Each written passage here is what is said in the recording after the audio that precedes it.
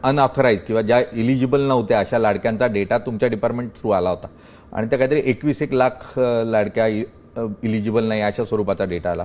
तर कशा स्वरूपात याची निवड करण्यात आली आणि काय क्रायटेरिया असेल पुढच्या काळात अजून जर बघा ना, हेच तंत्रज्ञानाचा योग्य उपयोग म्हणजे काय ह्याचे उदाहरण आहे.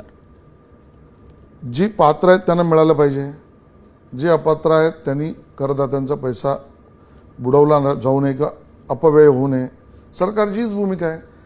आमच्या माहिती तंत्रज्ञान विभागामध्ये सर्व विभागातील ट्रान्झॅक्शन्स आणि डेटा आपल्याकडे एकत्र केला जातो करतो. याचं कारण आपण एक नवीन चांगला एक उपक्रम करतो, गोल्डन डेटा.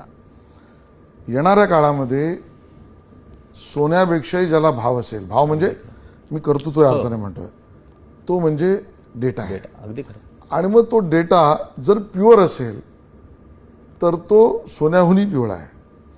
आणि मग प्युअर डेटातनं आपल्याला सरकारी योजनांना सुद्धा लाभ होतो.